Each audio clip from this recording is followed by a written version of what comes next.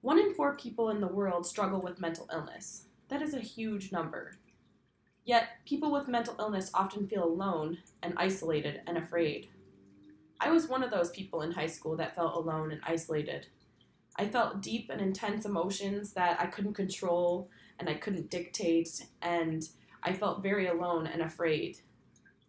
I went to see a therapist, and the therapist told me it was a normal part of growing up and it was a part of being a teenager. So I shirked off the emotions and I continued to push through high school as every teenager does, and I started college. I attended the University of Notre Dame in South Bend, Indiana, which is an extremely high strung academic environment. These emotions that people told me would disappear or fade didn't go away. Instead, they became stronger and stronger and stronger, and I fell into a deep depression. It ultimately led to me ending up in a psychiatric ward in South Bend. And when I was in this ward, I kind of hit reality. These emotions aren't normal. This isn't an average way to feel on a day to day basis. I shouldn't have thoughts of suicide running through my head every day. So I decided to make the drastic decision to drop out of Notre Dame and come back home and enroll in Wayne State.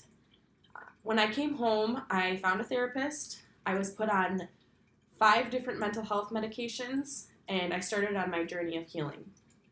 I was diagnosed with something different than the average mental disorder. It wasn't the average depression or the average anxiety. It was called borderline personality disorder. When I was first diagnosed with this disorder, I Googled it, like everybody does when they get a diagnosis from the doctor, and the words that popped up were depressing and scary. Words like slut, attention seeker, manipulative, and it made me feel very alone and afraid, and that feeling from high school rushed back into my head, and it started to consume me again. But since I was in therapy this time, I started to work it out with my therapist, and I started to learn about my emotions and about my disorder.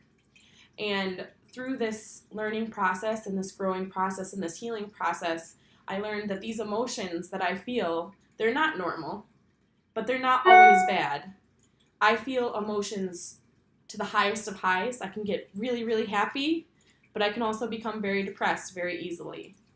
And this is something that I have learned to love and learned to hate.